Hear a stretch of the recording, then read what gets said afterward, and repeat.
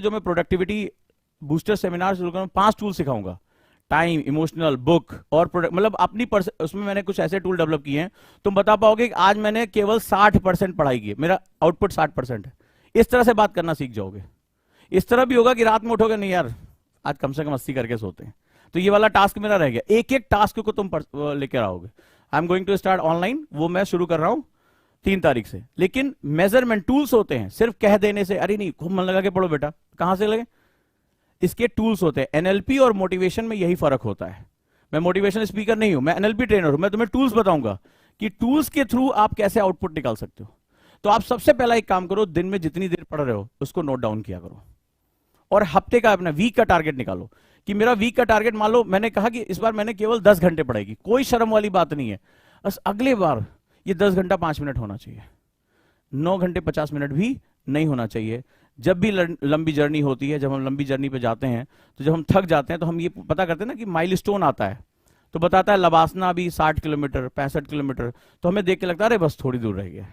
हमें अपने जो टारगेट्स हैं, टाइम मैनेजमेंट वही नहीं कर सकता जो ये कहता है कि मुझे 2024 में आईएएस बनना है, 2025 में आईएएस बनना है। वो कभी टाइम मैनेजमेंट कर ही नहीं सकता।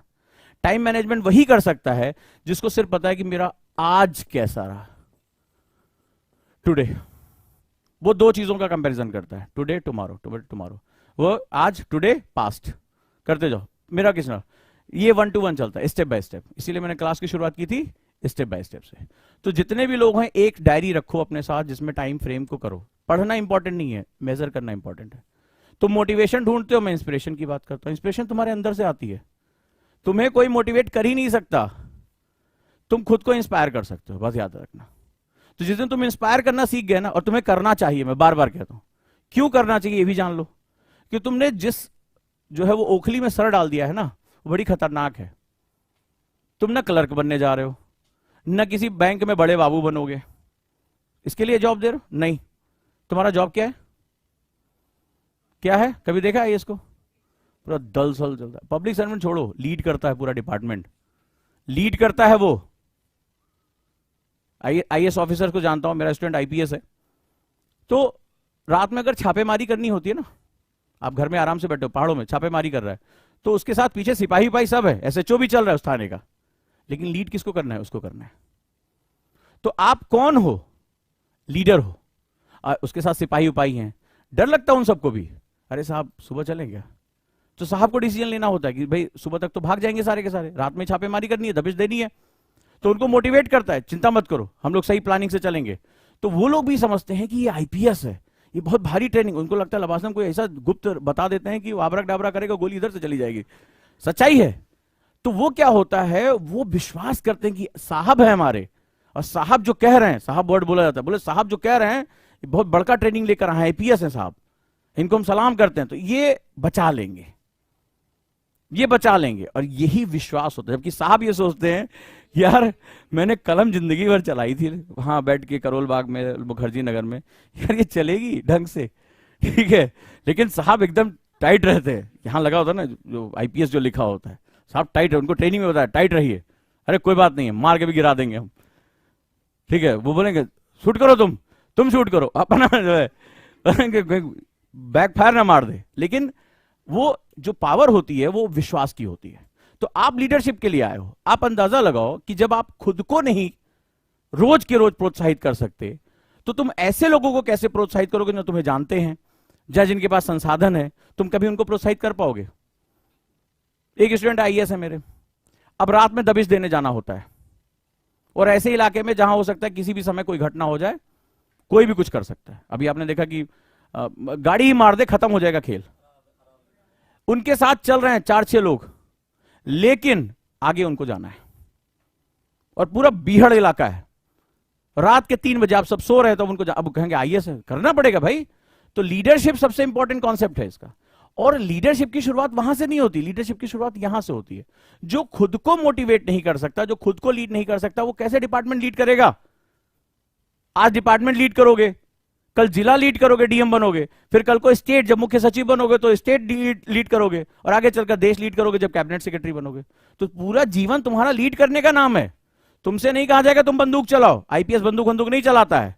आईपीएस सिर्फ अपने लोगों में विश्वास जताता है, और विश्वास भी किस बात पर? बोले बड़का साहब है, ट्रेनिंग करके आए हैं लबासना से, सरदार पटेल जो है, तो उस पर वो विश्वास करता है। बोला सिवाय सर आपके लिए हम जान दे देंगे। कई आईपीएस हैं, बोले जब किसी से कुछ उगलवाना होता है, बोला हमने 2 रखे हुए हैं। वो नहीं मारता है, वो उठा लाठी, जितना लाठी वाठी पीटना होता है वो पीट लेते हैं, उनको कोई काम नहीं करना होता है। तो ये होता है लीडरशिप। तो अगर आप डेली लाइफ में खुद को लीड नहीं कर पा रहे हो, तो कल को डिपार्टमेंट्स लीड कैसे करोगे? मुझे ये बताओ। क्वेश्चन तुम मुझे जवाब दो, नहीं कर पाओगे। सो आपको डेली अपनी फाइट खुद करनी है और अपनी फाइट खुद जीतनी है, ये बात याद रखो। डन है? जिंदगी में 2 चीजें हैं, हम ह्यूमैनिटी में 2 चीजें बड़ी इंपॉर्टेंट होती, कंट्रोल और अनकंट्रोल। तुम्हें चीनी खाना पसंद है? नमक, नमकीन चीजें, दे धबाधब सुबह से रात तक तुम्हें नमकीन नमकीन खिलाते रहे, क्या होगा थोड़ी देर बाद? अनकंट्रोल, परेशान हो जाओगे, हो सकता है बीपी हो जाए तुम्हें, रोज तुम्हें ढेर सारा नमक देना शुरू कर दे, नमकीन चीजें, ऊब जाओगे, करके देखना किसी दिन। तो 2 चीजें होती, कंट्रोल और अनकंट्रोल। यहीं पे तो हमारी लीडरशिप की क्वालिटी होती है, यही तो तुम्हें समझा रहा हूं। तुम कहते हो कि तुम्हें डे ड्रीमिंग की आदत है, तुम्हें दूर तक सोचने की आदत है, अगर वो कंट्रोल करने की जिम्मेदारी भी तुम्हारी है, और वो इसलिए है क्योंकि तुम्हें मैंने लास्ट टाइम जब यूट्यूब की क्लास ली थी, मैंने सिखाया था, और वो क्लास के में भी जारी है, सभी बच्चों को टाइम निकाला करो देखने के लिए। मैंने तुम्हें बताया था जिसको भी ये समस्या, जिसका दिमाग भटकता है, टाइम पढ़ते रहते हैं, पढ़ने में मन नहीं लगता, उनको एक चीज नहीं आती है, टाइम ब्लॉक करना। भाई मेरे 24 घंटे तुम्हारे पास भी, और इस साल का जो टॉपर होगा उसके पास भी सेम 24 घंटे हैं। यही प्रोडक्टिविटी बूस्टर सेमिनार में सिखाऊंगा, टाइम ब्लॉक कैसे करते हैं। जब तुम्हारा विचार जो होता है ना, वो एक ऐसे जैसे खुला मैदान होता है, तो जैसे तुम मैदान में घुस गए बॉल लेके, तुम किधर भी दौड़ो, कोई तुम्हें रोक नहीं रहा है। लेकिन अगर मैं तुम्हें एक सकरी गली में डाल दूं, तुम्हारे पास ना लेफ्ट की जगह ना राइट की जगह, तुम कभी भटकोगे? तो ये हमारे अंदर होता है, टाइम ब्लॉक मेथड बोलते हैं इसको। यानी जब भी मैं 1 घंटे पढ़ने बैठा हूं, मैं आज पढ़ने बैठा हूं, आज मुझे अच्छा दिन है, मैंने अपने टाइम टेबल बनाया। क्यों नहीं, मैं 6 से 7 जब पढ़ने बैठा हूं, तो मैंने क्वालिटी और क्वांटिटी दोनों तय कर दी। समझे कि मैं 1 घंटे पढ़ूंगा, मैं ये 10 पेज पढ़ूंगा। तुम आंसर राइटिंग करना चाहते हो, I am sitting here for 6 to 7, but I will write 5 questions और answers. No, fix your quantity and quality both. मुझे तुम बताओ, जब तुम टाइम टेबल बनाते हो तो तुम टाइम फिक्स करते हो ना, क्वालिटी कितने लोगों ने मेजर किया? मैं इस 1 घंटे में आउटपुट क्या निकालूंगा? कितने लोग नहीं निकाल पाने पे खुद को पनिश करते हो? नहीं किया होगा। तो जब नहीं करोगे तो तुम्हारे सामने क्या होगा? 2024 में एग्जाम देना है, तो 2024 जब तुम बोलते हो ना, तो तुम्हें कुछ बड़ा अजीब अजीब से नहीं लगता? बड़ा दूर है, कुछ सुनहरी घास के उस पार है, लबासना खुद ही चल के आ रहा होगा, बोले बाबू तो आए एग्जाम देने के लिए। तो जब इतना लंबा टाइम फ्रेम बोलते हैं तो हम बहुत दूर की सोचने लगते हैं, बड़ा दिक्कत हो जाती है। इसीलिए कहा 1 day, only 1 day, this is important. अगला कोई क्वेश्चन? नोट्स तो एलडब्ल्यू में जितना शॉर्टर नोट्स, नोट्स का मतलब होता है, ठीक है, कि आप शब्दों का भी इस्तेमाल बंद कर दें। नोट्स वो होता है जो बुक से निकलकर आपके माइंड में चला जाए, और माइंड हमारा एक ही फॉर्म में समझता है, उसको हम लोग पिक्चर्स बोलते हैं। तुम कभी भी इमेजिनेशन करके देखो, तुम सिर्फ एक फॉर्म में इमेजिनेशन करते हो, करके देखना। 7, 8, 9, 10 कुछ भी मैं बोलूं, तुम कभी भी ना तुम डिजिट समझ सकते हो ना कुछ, तुम सिर्फ इमेजिनेशन करते हो पिक्चर्स की। So your note should be very precise, बहुत छोटे होने चाहिए, मल्टी डायमेंशनल होने चाहिए, और पिक्चोरियल होने चाहिए, सिंबॉलिक होने चाहिए। वी अंडरस्टैंड सिंबल्स, सड़क पे लिखा होता है ना, लेफ्ट राइट, इस तरह के सिंबल लगे होते हैं, सो उसमें लिखा नहीं होता है, उसमें क्या होता है, सिर्फ एक सिंपल होता है। मान लीजिए ऐसे बना हुआ है, और एक जेब्रा क्रॉसिंग बनी हुई है, और एक ऐसे आदमी बना हुआ है, तो आप जैसे ही लाइट जलती है आप समझ जाते हो ना कि ये लाइट जलने पे हमें सड़क क्रॉस करनी है। ऐसे ही होता है, या उसमें दिया होता है नीचे एक आदमी नोट्स बांट रहा होता है, पीडीएफ, पहले पढ़ें फिर आगे बढ़ें, ठीक है, ऐसा नहीं होता ना, आप देखते ही समझ जाते हो। तो ये हमारे अंदर इनबिल्ट, इसीलिए कहा जीरो से अपनी बात मत करो। या तो पिताजी से बोल दो, पिताजी 6 साल मैंने आपके पैसे को आग लगाई है, आज मान लो आप, या 2 में से कोई एक बात कर लो। तो आप जब जीरो नहीं हो तो उसी हिसाब से समझने को। नोट्स आपके मल्टी डायमेंशनल होने चाहिए, पिक्चोरियल होने चाहिए। मैंने देखो क्लास में जब मैं नोट्स यूज करता हूं तो मल्टी कलर यूज करता हूं, इसका भी दिमाग पे बहुत असर होता है, उसके साथ आपको जाना चाहिए। अगला क्वेश्चन,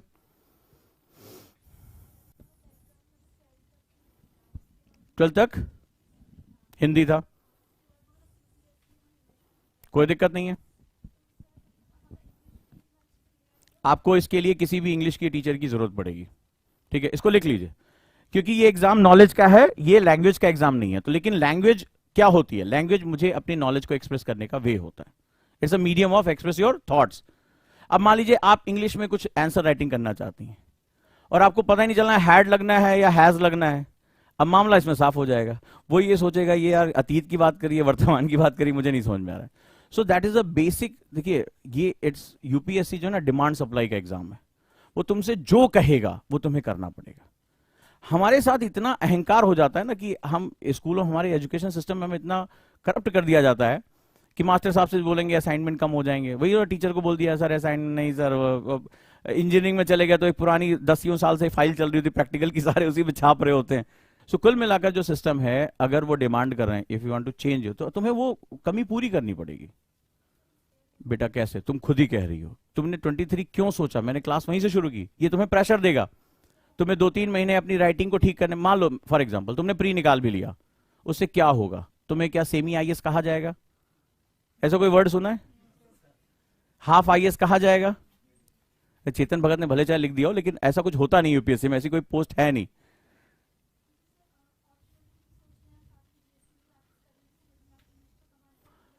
देखो मेरे हिसाब से जितना मैं जानता हूं, कहने के लिए तो कह सकते हो कि 1 साल में सरकारी नौकरी प्राप्त करें, लेकिन आईएएस में मैंने देखा है कि जितना काम है ना, जितना तामझाम है, 2 साल ले ही जाता है। मतलब मिनिमम अगर आप बहुत सीरियस हो तो 2 साल ले जाता है वो। इतना कुछ है, इतने स्टेजेस हैं, जब तक आपको एक सब्जेक्ट समझ में आता है ना, साल निकल जाता है। और क्यों मैंने कॉन्सेप्टर, मैं कॉन्सेप्टर से पहले नॉर्थ इंडिया के जगह जगह मैंने पढ़ाया था, तो मैं वहां बच्चों से ऐसे पागलों के बच्चे जुटे रहते थे, वहां मैं उसको लिखता रहता था कि इनकी प्रॉब्लम क्या हो रही है। इसीलिए ज्योग्राफी 2 बार पढ़ाई जाती, हिस्ट्री 2 बार पढ़ाई जाती। एक बार तुम पढ़ते हो तो तुम्हें बस खाली वो कान के बगल से गुजरती, कितना भी अच्छा मैं पढ़ा लूं। जब सेकेंड टाइम पढ़ते हो तो वो तुम्हें क्या होता है, रिलेट करने में मजा आता है। फिर तुम सब्जेक्ट के साथ रिलेट करते हो, दैट्स वाई इट्स लर्निंग। फिर उसके बाद आंसर राइटिंग करना है, एस्से राइटिंग करना है, अपनी पर्सनालिटी को इंप्रूव करना है, अपनी गलतियां छांटनी है, आपको एजुकेशन का जो है लैंग्वेज का पेपर देना है। इतना तो बवाल मचा रखा है इन लोगों ने।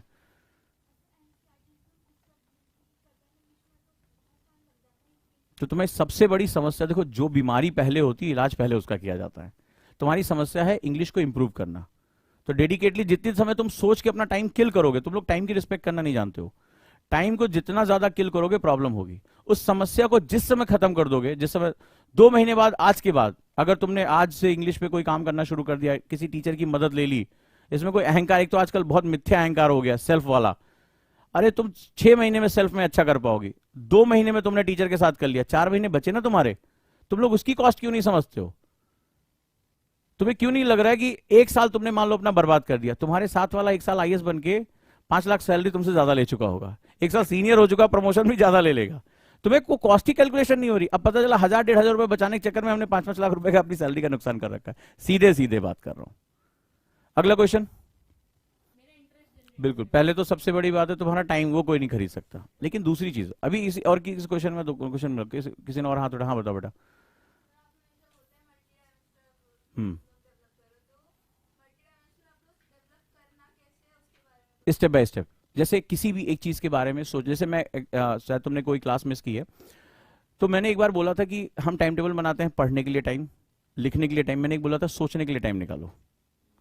थोड़ा रिलैक्स होकर, लेजीनेस, परम आलसी फील करो, मतलब बिल्कुल जैसे कहते हैं ना कि एकदम कंटाला टाइप का आदमी, आराम से बीन्स बैग पे लेट जाओ और उस समय किसी एक टॉपिक के बारे में सोचना शुरू करो। बहुत इंपॉर्टेंट है। इसके ऊपर मैंने अभी पीएचडी होल्डर की बुक पढ़ी है, बहुत मजा है, जो मैं क्लास में बोलता रहता था, उसने मुझे साइंटिफिक बेस दे दिया उसका। तो होता क्या है कि आप उसके बारे में सोचना शुरू करो। इसके पीछे जो एनएलपी का कॉन्सेप्ट वो ये है, मल्टी डायमेंशनल थिंकिंग बेसिकली हमारे न्यूरल नेटवर्क से होता है। हमारे न्यूरॉन्स दूसरे न्यूरॉन से इलेक्ट्रोकेमिकली जुड़ते हैं, ठीक है, इलेक्ट्रोकेमिकल पाथ होता है। जैसे मान लो तुम यहां जब पहली बार आई इस क्लास में, तो तुम्हें कुछ दिक्कत हुई आने में, ढूंढने में, किस फ्लोर पे हुई होगी? पहले नीचे नीचे वाले से भी पूछा होगा, उजांग गैस ऊपर है क्या, हाँ ऐसे पूछा होगा। अच्छा 2-3 बार आने के बाद आराम से आ जाओगे। और अगर 1 आध महीना आ जाओ तो तुम फोन पे बात करते करते भी कितनी सीढ़ियां तुम्हें याद रहेगा, किस वाले पे मुड़ना है, कितना पैर ऊपर रखना है, तो पैरों का अंदाजा हो जाता है। कई बार सीढ़ी कोई ऊपर होती है तो उसमें हम लड़खड़ा जाते हैं, नोटिस किया तुमने? तुमने सोचा ये कैसे होता है? कभी सोचने की कोशिश की? ये होता है न्यूरल नेटवर्क से। ये इलेक्ट्रोकेमिकली जुड़ता है, एक न्यूरॉन दूसरे न्यूरॉन को इंफॉर्मेशन इलेक्ट्रोकेमिकली करता है। तो इलेक्ट्रोकेमिकल में क्या होता है, हम बार बार जब उसको यूज करते हैं तो वो इलेक्ट्रोकेमिकल पाथ बना लेता है। ब्रश करते समय सोचा कि कितनी बार लेफ्ट लिया, कितनी बार राइट? नहीं, ऑटोमेटिक। बाल झाड़ते समय किसी बात भी करो तो बाल झाड़ लिया, हो गया। हमारी हम जो स्टूडेंट्स हैं वो रिवीजन पे और किसी थॉट पे बार बार हम फोकस नहीं करते। जैसे मान लो आज तुमने थॉट ए पे काम किया, मान लो जैसे पॉल्यूशन पे, या मानसून इतना डिले क्यों हो रहा है, ठीक है, पैटर्न को चेंज हो रहा है, आपने एक पॉइंट सोचा, फिर इस पे आपने थिंकिंग किया, फिर आपने दूसरा पॉइंट सोचा, धीरे धीरे उस पे क्या होगा, ढेर सारे न्यूरल पाथ जनरेट हो जाएंगे। तो आप किसी भी एक चीज पर आप कई तरीके से सोचना, लेकिन एक साथ नहीं, एक एक करके। That's why it's time taking process. अब मैं तुम्हारे पॉइंट पर आता हूं। तुमने कहा कोई मेरा इंटरेस्ट करा दे। मैंने कभी कुछ दिन पहले क्लास ली थी, बच्चों को बहुत पसंद आया था, और मैंने एक वर्ड लिखा था, एग्जाम। ठीक है, बड़े ध्यान से, इसी में सब कुछ है, पता नहीं कहां से आया ये सब। ठीक है, इसमें ये जो दो वर्ड लिखा हुआ है, दैट इज एक्स, और जैसे कहते हैं ना आई एम। तो जब भी किसी एग्जाम में जाते हैं पहली शर्त होती है उसकी। जैसे आपने कहा कि साहब मेरी इंग्लिश कमजोर है, एक ने कहा मेरे से अच्छा आंसर नहीं लिखा, एक कह रहे मल्टी डायमेंशनल थिंकिंग मुझे नहीं आती है, एक ने कुछ अपनी बात कही। ठीक है, ये एग्जाम जो है ना दो शब्दों से मिलता है, कहता है एक्स एम। एक्स किसके लिए इस्तेमाल करते हैं? अरे नहीं, एक्स किसके लिए? अरे वो मेरा एक्स था इस तरह निकल गया, चटक गया, हो गया काम। एक्स मतलब हो गया। तो ये कहता है, एग्जाम कहता है कि बॉस कौन है? मैं हूं। चाहे आईआईटी का एग्जाम दे रहे हो, इंजीनियरिंग का एग्जाम दे रहे हो, यूपीएससी का एग्जाम दे रहे हो, बोले भाई मैं ये चाहता हूं। और हम लोग क्या होते हैं, साहब मेरी हिस्ट्री अच्छी नहीं है, मेरी ज्योग्राफी अच्छी नहीं है। अरे वो तुम्हारी बात है यार, तुम मल्टी डायमेंशनल नहीं सोच पा रहे हो, तुम ज्यादा थिंकिंग करो, तुम्हारा सर दर्द। वो कह रहा है कि इस एम को आप जब कोई भी चीज शुरू करो, इस एम को एक्स कर दो, तुम कहीं नहीं हो। It's not who you is important. यहां पर दूसरी बात हो रही है, उसकी रिक्वायरमेंट के हिसाब से तुम्हें तैयार करना है। अब यहां दूसरी बात कह रहा हूं कि तुमने कहा कि मुझे इंटरेस्ट नहीं है, तुम्हें इंटरेस्ट जनरेट करना पड़ेगा। अब दूसरी बात अब यहां पे आ रहा है, तो सबसे पहले जब कोई भी एग्जाम की तैयारी करो तो उस एग्जाम की रिक्वायरमेंट समझो।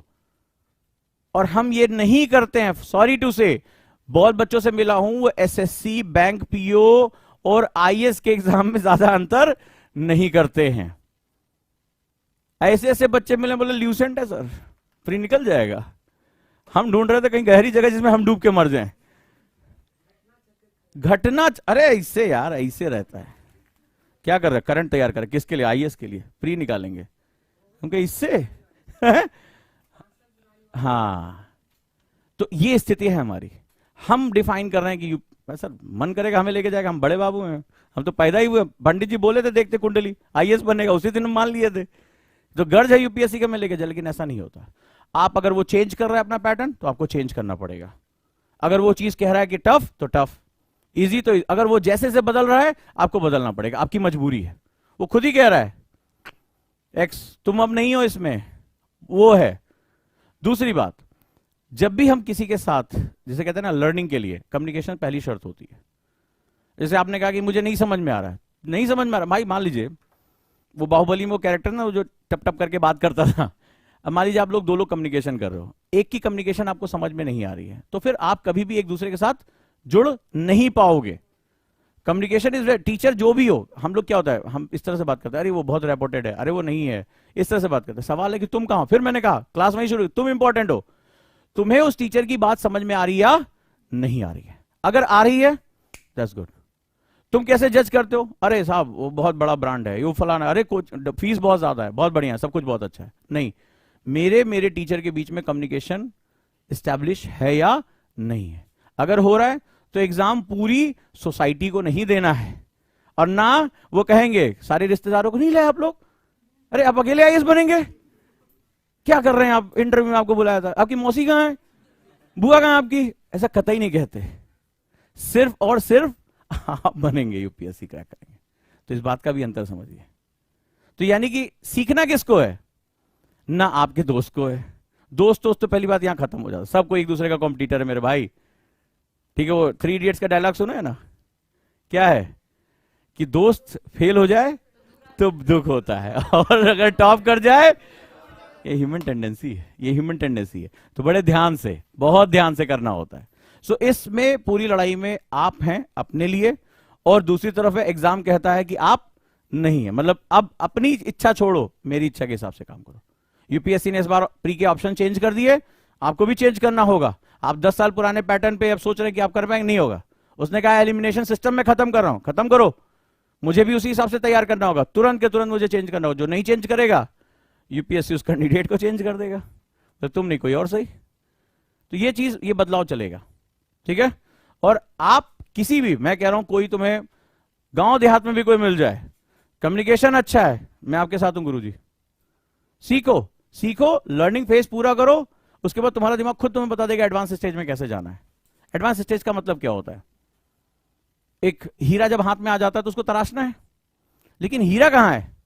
वो तो गहरे कोयले के नीचे दबा हुआ है ना, उसको खोजना सबसे मुश्किल काम है। तो गुरु वो होता है जो उस खान से, उस कोयले के अंदर से हीरा पहचान के उसको खींच के निकल आता है। हीरा बाहर आ गया तो उसको तराशने वाले मार्केट में बोली लगाने के लिए बैठे होते हैं। तो एक बार जब तुम निखर कर सामने आ जाओगे ना, तो हाथों हाथ लेने, वो जो तुम्हारी बुआ तुम्हें कभी नहीं पूछती थी, वो आएंगे बलैया लेते हुए। हम तो इसलिए कहते थे निगेटिव की, इसी से इसकी भावनाएं भड़कती हैं, ये बहुत अच्छा जो करेगा। और दूर के तुम्हें याद भी नहीं होगा, वो फूफा के, ताऊ के, मामा के, चाचा जो हैं, बचपन से हमने इसको गोद में खिलाया, हमें तो पता है। तो उसी दिन हमें ज्ञात हुआ था, भविष्यवाणी हुई थी कि आईएएस बनेगा। 5 मिनट में बातें चेंज होती हैं, 5 मिनट में। और देखा है, रियल लाइफ में देखा है, इसलिए कह रहा हूं, ये सुनी सुनाई बातें नहीं है। फिर तुम्हें किसी चीज की टेंशन नहीं है, पावर क्या होती है, लोग अप्रेजल कैसे करते, किसी को कुछ ही आती है, ठीक है, वो अपने आप हो जाएगा, बट प्रोसेस सेम है। और कोई क्वेश्चन? सुन त्जू ने एक किताब लिखी थी, आर्ट ऑफ वॉर, बड़ी प्यारी किताब है। उसने पूरी वॉर स्ट्रेटजी के ऊपर किताब लिखी है। लेकिन वॉर स्ट्रेटजी की एक शर्त है, you have to be part of war. If you think, armchair economist बोलते हैं इसको, मतलब जो इकोनॉमिस्ट, जिसने जिंदगी में इकोनॉमिक्स को कभी डील नहीं किया, वो कुर्सी पे बैठ के सोचता था यार इकोनॉमिक्स ऐसी होनी चाहिए, रुपया ऐसा होना चाहिए, डॉलर ऐसा होना चाहिए। हमारे साथ दिक्कत ये है, the first nature of war strategy is you have to be the part of war. और वॉर कहां होती है? ड्राइंग रूम में, युद्ध क्षेत्र में। सो पहली शर्त है कि आपको वॉर शुरू करनी पड़ेगी, एंड देन यू इंटर। अब तुम्हारा दुश्मन कैसा है तुम्हें नहीं पता एग्जैक्टली, बड़ा हिडन है। यूपीएससी को दूसरा कहते हैं अनप्रेडिक्टेबल सर्विस कमीशन। ये वोल्डेमॉर्ट की तरह है, ये दिखता ही नहीं है, पता है ना, हैरी पॉटर का कैरेक्टर था, ये दिखता ही नहीं है। इस बार जितने बच्चे जो इन्होंने इंटरव्यू दिया था फेल हो गए, वो कह रहे सर समझ में नहीं आ रहा, पिछली बार देता तैयार करके पॉलिटी क्वेश्चन ही गायब कर दिए। 7 क्वेश्चन थे, जबकि एवरेज 16-17 क्वेश्चन पॉलिटी के आते ही आते हैं, इस बार केवल 7 क्वेश्चन थे। पूरी हिस्ट्री का ऑप्शन ही चेंज करके रख दिया, अब क्या करोगे? सो स्ट्रैटेजी जो वर्ड होता है तभी शुरू होता है जब उस वॉर का पार्ट हो जाओ। The biggest strategy is to start. The biggest strategy in this word is, जो इसकी ये कैप लिखी है ना, ये नाइकी का एक स्लोगन है, just do it. The biggest strategy is, the only thing is just do it. जब बाबर ने भारत में मुगल शासन स्थापित किया था तो वो हार गया था, उससे पहले सेना बहुत छोटी थी, उसने अपनी सेना को यही कहा, मर जाना यार, खत्म हो जाएंगे, गाजी कहलाएंगे, और जीत गए तो हिंदुस्तान हमारा। क्या करना है? कोई स्ट्रेटजी नहीं है, पहले यार युद्ध क्षेत्र में चलो। और देखो वो राजा दिख रहा है ना, वो सेना मत देखो, हाथी घोड़े मत देखो कितने हैं, वो जो दिख रहा है ना ऊपर, कितना आसान है देखो उसको मारना। बोले अंदर जाओ, मारो इसको, खत्म करो। और फिर तो अब तुम इतिहास जानते हो, मुझसे ज्यादा अच्छी तरह जानोगे। So the biggest strategy of UPSC is to start your war, not preparation, war. Preparation नहीं होती, प्रिपरेशन तो घर में होती है कि कहां है मेरी तलवार, कहां है मेरी ढाल। वॉर मतलब आप फेस करो, हिस्ट्री को फेस करो, ज्योग्राफी को फेस करो, क्वेश्चन को फेस करके फेल हो जाओ, कोई बात नहीं है। हम लोग क्या करते हैं, हम लोग प्रिपरेशन करते हैं घर में, मम्मी तिलक कहां है, कहां है मेरा तलवार, कहां है मेरी कवच, मैं युद्ध के लिए लेट हो रहा हूं, ऐसी तो बात करते हैं। अब मम्मी ये जा क्यों नहीं रहा है, जा क्यों नहीं रही है, ये घर में ही हर ड्राइंग रूम से बेडरूम हर कमरे में कहीं अपना कवच ढूंढ रही है, कहीं अपना तलवार ढूंढ रही है, युद्ध इसको लड़ना ढूंढवा हमसे रही है। और पूरे टाइम आप क्या करते हो, प्रिपरेशन ऑफ वॉर करते रहते हो। करना क्या था आपको, स्टार्ट कर देना था वॉर, क्योंकि जो रियल टेम्परामेंट के स्टूडेंट होते हैं वो वॉर स्टार्ट कर देते हैं। क्या करना है, आज 6th क्लास की आज उठानी एनसीईआरटी, क्वेश्चन मार देना है, क्या कह रहा है, अर्थ कैसी है, इरेटोस्थिनीज ने क्या कहा, वाटर क्या है, यही तो है, एयर क्या है। अब तुम्हें पहली बार लगे कि एयर को तो मैंने कभी ध्यान से दिया देखा ही नहीं, अर्थ यही है जिसपे हम हैं। तो अगर यह फील हो रहा है तो फिर किसी गुरु की शरण में जाके बैठ जाना कि सर बचा लो, और लग रहा है कि हाँ को सुना सुना है तो फेस करो कि मुझसे गलती कहां हो रही है। So biggest strategies to start your war, not preparation. Preparation घर में होता है और हम ज्यादातर क्या करते हैं, प्रिपरेशन करते हैं। वॉर से हमें डर लगता है कहीं खून ना बह जाए, तो फिर लास्ट में वही है, गिरते हैं सहसवार ही मैदान जंग में, वो तिफल क्या गिरे जो घुटनों के बल चलते हो। तो जो घोड़े पे चढ़ेगा वही गिरेगा, और जो घर में घुटने के बल रेंग रेंग के चल रहा है उसको घोड़े से गिरने का क्या डर है यार। तो अगर तुम इसमें उतरे हो तो तुम्हें उस वॉर को डील करना पड़ेगा। और कोई question? Language and pattern, CBSE अपने आप को बहुत ज्यादा अपडेट करता है और उसका जो पैटर्न है यूपीएससी के वर्तमान पैटर्न से काफी मिलता जुलता है। तो आप क्या होता है 2 साल प्रैक्टिस करते हो, 2 साल उसी फ्रेम में आंसर लिख रहे हो, काफी हद तक वो अपना करिकुलम बहुत ज्यादा, कई स्टेट एग्जाम्स अपना करिकुलम चेंज नहीं कर पाते हैं जल्दी, वो धड़ाधड़ अपना करिकुलम चेंज करते रहते हैं। तो अपडेशन, ये पूरा एग्जाम अपडेशन का है, कितना ज्यादा अपडेट हो तुम, तो वो तुम्हें उसका बेनिफिट मिल जाता है। तो वो इसको हम लोग बैकग्राउंड बेनिफिट कहते हैं। ठीक है, बैकग्राउंड जैसे मिनी को मिला तो डिबेट क्लब की चैंपियन है, लिख रही है, तो उसको क्या हुआ, उसको खुद नहीं पता चला कि वो अपना बैकग्राउंड जैसे बेनिफिट है वो मेंटेन कर रही है। तो जो करिकुलम एक्टिविटी है उसने क्या किया, उसको उसकी पर्सनालिटी को एनहांस कर दिया। ऑप्शनल जिस साल एग्जाम देना उसके 1.5 साल पहले कम से कम। ऑप्शनल बहुत ही अजीबोगरीब है। देखो ऑप्शनल मैं बार बार कहता हूं, ऑप्शनल इतना गंभीर है, इट्स नॉट जीएस। ऑप्शनल में 300 प्लस मार्क्स आपके हैं और आपका ऑप्शनल कोई ढंग का ऑप्शनल है, जैसे हिस्ट्री है, ज्योग्राफी है, पॉलिटी, पीएसआईआर है, सोशियोलॉजी है, ठीक है, ये जो जीएस में कंट्रीब्यूशन अपना करते हैं, दुनिया की कोई ताकत फाइनल लिस्ट में आके नहीं रोक सकती आपको, अनटिल अनलेस आप बहुत बड़े मतलब किस्मत के ऐसी तैसी आपकी हो रखी है, उसको छोड़ दे, कोई रीजन नहीं का फाइनल लिस्ट में ना है, ये शर्त है। ऑप्शनल कभी भी हल्का, और ऑप्शनल एक बार में किसी को नहीं समझ में आता, ये दूसरी शर्त है। तो मैं दुनिया का मतलब जिसने सोशियोलॉजी को जन्म दिया वो खड़ा होकर पढ़ा देगा तो भी थोड़ी देर बाद ऐसा क्या, तुम्हें समझ में नहीं आएगा वो सिद्धांत क्या था। जब उसको दूसरी बार तुम पढ़ते हो, ऑप्शनल कम से कम 2 बार पढ़ना पड़ता है, जब दूसरी बार पढ़ते हो तो उसमें तुम इंटरलिंकिंग कर पाते हो, पेपर 1 और पेपर 2 में कहां इंटरलिंकिंग है, तब तुम्हें मार्क्स मिलते हैं। और हमारे यहाँ बहुत बड़ी संख्या जो सोचते हैं जीएस पढ़ लिया, जीएस में भी तो ज्योग्राफी पढ़े थे तो ऑप्शन में भी कर लेंगे, बस उसी दिन मामला साफ। सोशल इशू पढ़ के लोग सोशियोलॉजी ऑप्शनल का पेपर देने चले जाते हैं। मान लो तुम्हारे माता पिता को तुमसे बड़ी उम्मीद है कि तुम आगे चल के बहुत लायक बनोगे, तो ऐसा तो नहीं था जब तुम 5 साल के तो तुम्हें ठोक पीट के इतना लंबा कर दिया होगा, टाइम दिया होगा यार तुम्हें। तो मैंने क्लास कहां से शुरू की थी, लॉ ऑफ नेचर के अगेंस्ट मत जाओ। और आसान और कठिन कुछ नहीं हो, तुमने पीएसआईआर से एग्जाम ले लिया, हिस्ट्री में सब कहानियां है, मैं आराम से पढ़ सकता हूं, पढ़ने में ईजी है। पीएसआईआर में इतना करंट है, रोज जब तक हिंदू के साथ सर नहीं पटकोगे, जब तक तुम डिप्लोमैट के साथ सर नहीं पटकोगे, तुम पेपर 2 का क्वेश्चन नहीं लिख पाओगे। तो आसान और सरल कुछ नहीं होता है, सिर्फ इंटरेस्ट सब कुछ होता है। मुझे मान लो मैं इंजीनियरिंग का स्टूडेंट हूं, अब हिस्ट्री पढ़ने में हालत खराब हो रही है, मान लो जैसे ये साइंस की बच्ची है, अब मेडाइवल में जाएगी तो वहीं वापस ही नहीं आना इसको, ये वाली हालत हो, खींच के लाना पड़ेगा इसको। तो अब क्या होगा, नहीं समझ में आ रहा है मेरे को, मेरा इंटरेस्ट नहीं है, तो मेरा इंटरेस्ट नहीं तो मेरा बोझ है, मुझे इंटरेस्ट है तो कठिन और सरल ये 2 शब्द को तो पहले उठा के फेंक 2 बार। फिर सिलेबस बड़ा है, सिलेबस छोटा है, अभी तुम्हें क्या समझाया मैंने, तुम अपने बारे में बात ही मत करो यार, यहां खत्म करो। तुम्हें वो कहते हैं एग्जाम पास करना है, लंदन में जब पेपर होता था जाते थे ना लंदन पेपर देने, मूड खराब हो गया उनका तो जाओगे कि नहीं जाओगे, बिल्कुल जाओगे। इंटरेस्ट ढूंढो, इंटरेस्ट पहले स्टार्ट योर लर्निंग।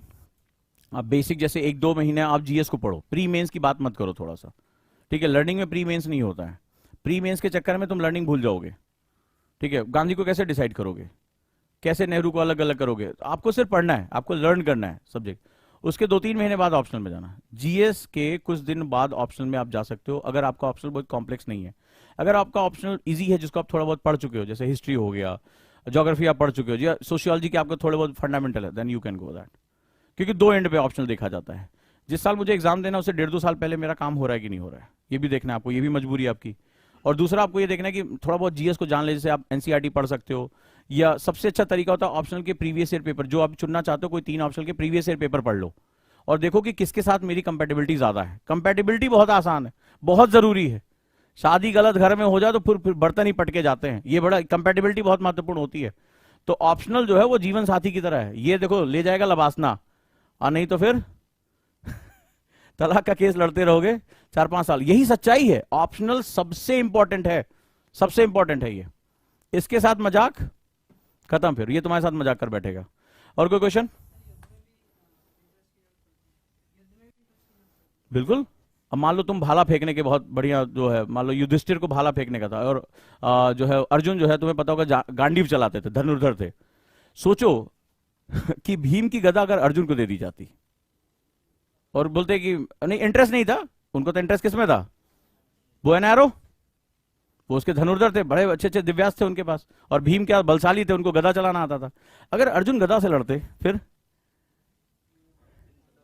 पूरे टाइम तो उठाने में सारा निकल जाता, ठीक है। और भीम को अगर तीर धनुष दे दिया जाता, बो एंड एरो, फिर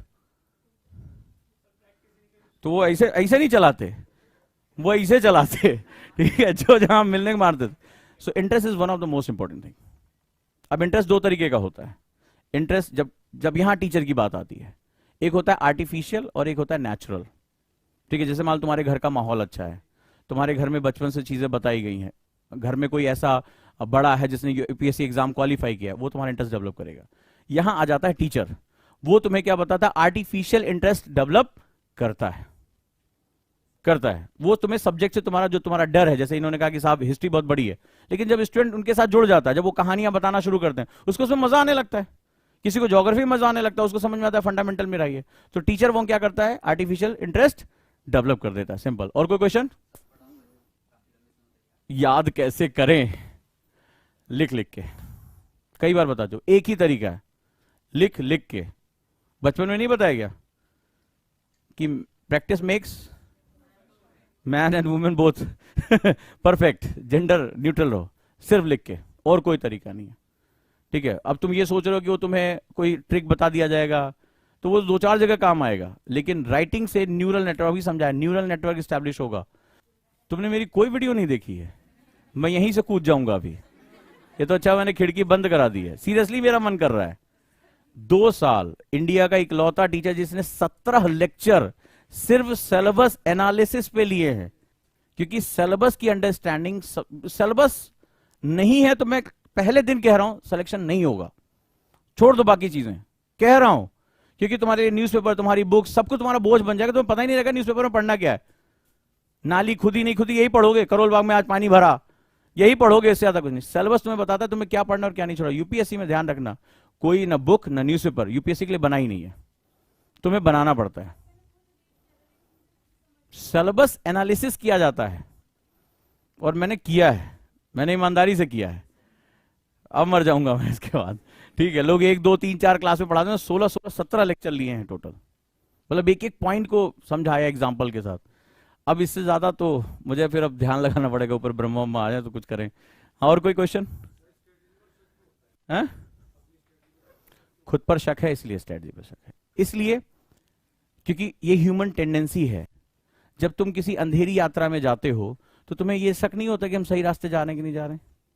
बड़ी देर तक तुम्हें तुम्हारा डेस्टिनेशन जब नहीं मिलता है तो कई बार तुम गूगल मैप्स भी चिल्लाते हो ना कि हमें यहीं जाना था, बुआ घर कहाँ जाना, कहाँ है वहां बुआ घर, नहीं मिल रहा है।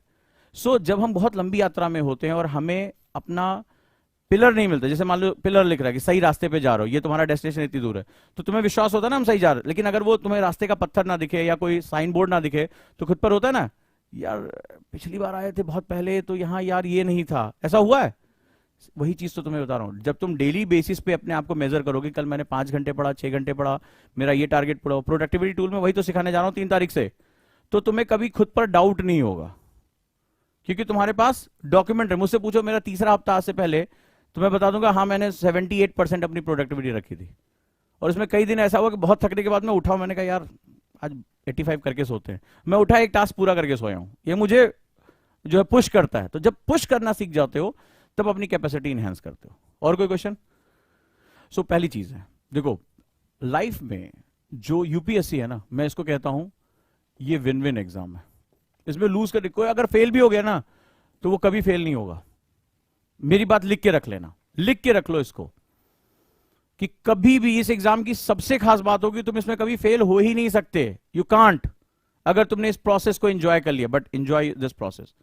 आज से 2 साल बाद तुम्हारी पर्सनालिटी ऐसी होगी, your personality will like that, environment, polity, science, economy, IR, क्या चल रहा है फ्रांस में, क्या चल रहा है जर्मनी में, क्या चल रहा है श्रीलंका में, तुम्हें हमेशा अपडेट होगा। और मैं ये नहीं कहूंगा यहां बैठे सारे लोग आईएएस बन जाएंगे, लेकिन ये बात याद रखना, जहां भी होंगे उनकी पर्सनालिटी बोलेगी, और आगे चलकर वो जिस जॉब में भी जाएंगे उनको इसका एडवांटेज मिलेगा। मैं आपके क्वेश्चन पे आता हूं। आपने जो किया, you gain lot of things. मैं गारंटी के साथ कह सकता हूं, इस क्लास में बैठा हुआ, इवन तो समटाइम्स मुझे भी आप कैलकुलेट कर लो, एनवायरमेंट में जो आपने प्रैक्टिकल वर्क किया होगा वो मुझे नहीं पता होगा। इवन दो मैंने अरुणाचल प्रदेश को सिर्फ और सिर्फ मैप पे देखा है, वीडियो में देखा है, लेकिन वहां के क्लाइमेट पे अगर आपने काम किया, वहां के एनवायरमेंट क्या, आप मुझसे ज्यादा जानते हो। आपको शायद पता नहीं कि जब आप इंटरव्यू में जाओगे तो आप जिस स्टेट से आए हो, जिस रीजन से आए हो, आपसे क्वेश्चन पूछा जाएगा, और तुम किसी भी स्टूडेंट के कंपैरिजन में तुम्हारे पास प्रैक्टिकल नॉलेज होगी। तुम्हारी ये यूएसपी है, तुम इसको क्यों नहीं समझ रहे हो कि इसको ये यूएसपी है तुम्हारी, तुम्हारा एक प्लस पॉइंट है, it's your one plus point. You earn lot of things and because UPSC need lot of time, that is a truth.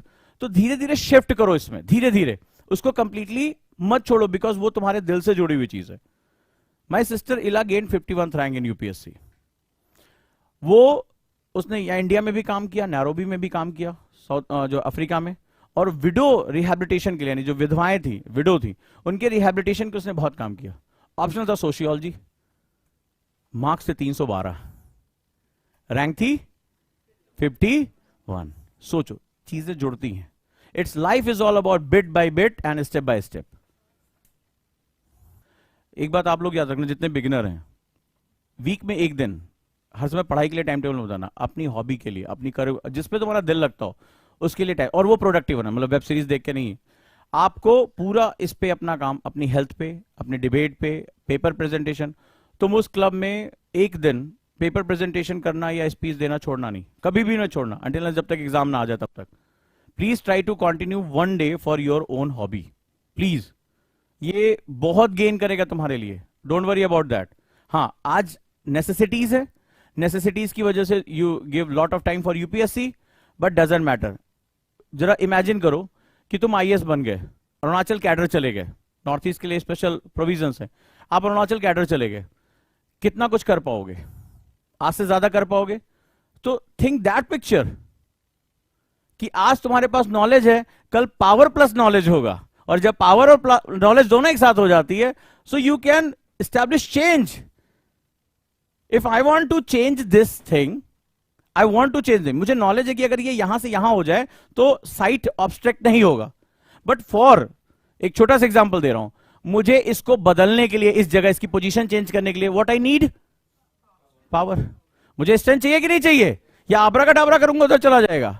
So for bigger change in the society, मेरी बात को समझो, you not only need knowledge. Knowledge क्या काम करता है, मुझे पहले बताता है कि मुझे इसको चेंज क्यों करना है, क्योंकि मुझे पता है कि इसकी आंख का जो साइट है वो इसको ऑब्स्ट्रैक्ट कर रहा है, ये इसके ऊपर देखिए, इसके नीचे नहीं देख सकती है। क्यों? क्योंकि मुझे ऑप्टिक्स की नॉलेज है, ये सीधी लाइन में चलती है तो ये नहीं देख पा रही, ये मेरी नॉलेज है। नॉलेज ने मुझे बताया what is the problem, now I want to change this situation, what I need, power. This is the biggest motivation for you guys. इससे बड़ी मोटिवेशन नहीं है तुम्हारे पास कि ये यूपीएससी तुम्हें पावर देता है, पावर फॉर चेंज। नॉलेज तुम्हें बताना है क्या चेंज करता है, पावर बताता है कब चेंज करना है, और इसको चेंज करना नहीं तो तुम क्या होगा, देश पूरी दुनिया में, अरे यार इन्वायरमेंट का लॉस हो रहा है, अरे यार ये हो रहा है, अरे यार पानी भर रहा है, अरे यार जो है एयर पॉल्यूशन हो रहा है, अरे यार अरे यार अरे यार, पूरा देश अरे यार ही तो कर रहा है, और नतीजा क्या हो रहा है, कुछ नहीं हो रहा है।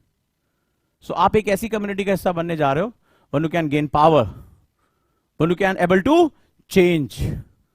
सो respect your abilities and love it, and please dedicate at least one day in a week for this curriculum activity। और आप सभी start your preparation by the, अब तो तुम्हें समझ में आ गया तुम्हें सेल्फ करना है या किसी के साथ करना है, ये डिसीजन तुम्हारा होगा। अगर दोनों में ये बेस्ट टाइम है अपना स्टार्ट करने का, ठीक है। अगर किसी इंस्टीट्यूट के साथ जाना है you can go with that, जैसे कॉन्सेप्टर बैच हो गया, या तुम्हें लग रहा है खुद से करना है, so start with basics, and NCERT is the best book. ठीक है, जो तुमसे बातचीत करती हैं एनसीईआरटी बुक्स के साथ आप शुरू कर सकते हो। एंड द बेस्ट इज, जब तक आप उसको पढ़ना शुरू नहीं करोगे, बस वही बात है, प्रिपरेशन नहीं, वॉर फ्रंट पे आके खड़े हो, जब तक उसको पढ़ोगे नहीं तब तक तुम्हें नहीं पता चलेगा एक्चुअली वो सही पढ़ रहे हो या गलत पढ़ रहे हो। This is only way. और अगर किसी टीचर के साथ जा रहे हो, किसी गाइडेंस में जा रहे हो, सो देन आपके लिए बेस्ट होगा, वो आपको बताते रहेंगे, उस स्टेप को आपको बाई हार्ट फॉलो करना पड़ेगा। सबसे बड़ी प्रॉब्लम जानते हो क्या, कोचिंग में जाने के बाद तुम लोगों की, तुम लोग बाई हार्ट फॉलो नहीं करते, तुम एम को जिंदा रखते हो, एक्स नहीं करते हो। तो टीचर जो तुम्हें तरीके बताता है उसमें तुम अपने तरीके जरूर इंप्लीमेंट करते हो, बस वहीं गड़बड़ हो जाती है।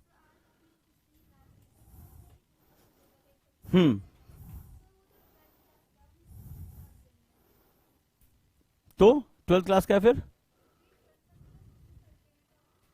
नहीं नहीं, हड़प्पा 6th में भी है, 6th क्लास में हड़प्पा है। और मैंने तुमसे कहा, मेरी बात को तुमने ध्यान से देखो, देर तक सुनने की आदत नहीं है अभी, ये क्या वैसे मैंने कहा बुक्स क्यों, मैंने क्या सिखाया, मैंने सिखाया, आज की अगर तुमने बात की होगी तो मैंने तुम्हें सिखाया कि हम सभ्य बने कैसे। हड़प्पा पे तुम्हारा फोकस है, तुम्हारा फोकस सभ्यता पे गया ही नहीं, जो मैंने तुम्हें सिखाया। हम सभ्य कब होते हैं, अब मान लो इसी में 4 लोग कुर्सियां उठा के एक दूसरे को मारने लगे, और मैं इधर सेमिनार ले रहा हूं, और उधर वो पीछे गप्पबाजी चलने लगे, और बताओ क्या चल रहा है, नई वाली वेब सीरीज का क्या हालचाल है। थोड़ी देर बाद कचकच की आवाजें बड़ी तेज आने लगे, तो क्या होगा, मैं बोलूंगा क्या यार असभ्यों की तरह बात कर रहे हो। सवाल ये नहीं था कि हड़प्पा मैं तुम्हें पढ़ा रहा हूं, सवाल ये कि तुमने सभ्यता को सीखा कि नहीं सीखा, क्योंकि तुम दुनिया में अकेले नहीं थे, और भी सभ्यताएं पनपी। तो हम जंगली से हम सभ्य कैसे बने, सभ्य किसे कहा जाता है, सिविलाइजेशन किसे कहते हैं, सिविलाइजेशन के पैरामीटर क्या होते हैं। मैं गारंटी के साथ कह सकता हूं, अगर मेरा तमिलनाडु का कोई स्टूडेंट होगा हिस्ट्री का, यहां पे कोई है, तो बिना हड़प्पा पढ़ाए वो मुझे सारे पॉइंट लिख के दे देगा। मैंने भी पढ़ाया भी नहीं है, क्यों, क्योंकि इससे पहले की क्लास में मैंने उसको बता दिया था कि किसी सिविलाइजेशन की कैरेक्टरिस्टिक क्या होती है। और जिस दिन तुम्हारी पढ़ाई में तुम्हें कैरेक्टरिस्टिक पढ़ने की आदत हो जाती है, तुम्हें पता चल जाएगा इसका नेक्स्ट बिहेवियर क्या होगा। जिस दिन तुमने बिहेवियर सीख लिया, उस दिन तुम यूपीएससी के साथ आ जाओगे कि बेटा तुम इसको जितना घुमा लो कोई बात नहीं है, मेरी पकड़ में रहेगा। सो बुक्स के डायमेंशन से बाहर निकलो और यूपीएससी की डायमेंशन में आओ। इसकी रिक्वायरमेंट समझो कि हिस्ट्री मुझे रटनी नहीं है, हिस्ट्री से मुझे अपनी समाज, अपनी सोसाइटी और इस एग्जाम को समझना है। ठीक है, फैक्ट्स नहीं पूछते वो, ठीक है, ये ध्यान रखना। चले, तुम्हारे चेहरे से ही नहीं आ रहा कॉन्फिडेंस। 23 वाला तलवार लेके ऐसे खड़ा होता है, एग्जाम कब है, ठीक है, इस तरह हिसाब होता है। तुम तो ही ढूंढ रही हो सर हथियार मेरा कौन सा है, तो मुझे तुम्हें पता ही नहीं चल रहा है। डन, प्रेशर कम होगा, तुम्हें खुद अच्छा लगेगा, तुम करके देखना।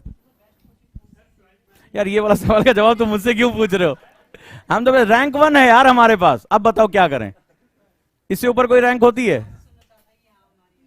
हमें आदत नहीं, मेरे बच्चे मुझे जानते हैं, मुझे आदत नहीं है। मैं तो कहता हूं मत लो यार, खत्म करो, तुम्हारे जो मन में आयो करो।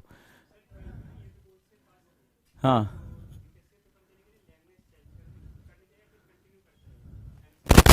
तुम लिखते किस में अच्छा हो, तुम लिखते किस में अच्छा, इंग्लिश में अच्छा लिख सकते हो, हिंदी में, बस जिसमें अच्छा लिख सकते हो, धारा प्रवाह, वही तुम्हारी भाषा होनी चाहिए। ठीक है, ध्यान रखना, ये हिंदी इंग्लिश के चक्कर में ना पढ़ो। हाँ, लेकिन तुम्हारे पास इतनी ताकत होनी चाहिए इंग्लिश की, तुम पढ़ इंग्लिश में सको। देखो, आपको डायमेंशंस बढ़ाना है। एग्जाम लिख लो इसको, एग्जाम लैंग्वेज का नहीं नॉलेज का है, एग्जाम लैंग्वेज का नहीं नॉलेज का है। उड़िया में भी दोगे अगर नॉलेज है तो पास हो जाओगे, उर्दू में पेपर दोगे पास हो जाओगे। तुम्हें पता है ना, भारतीय संविधान की सभी अनुसूचियों की भाषा इसके अंदर शामिल है, बस हो गया काम।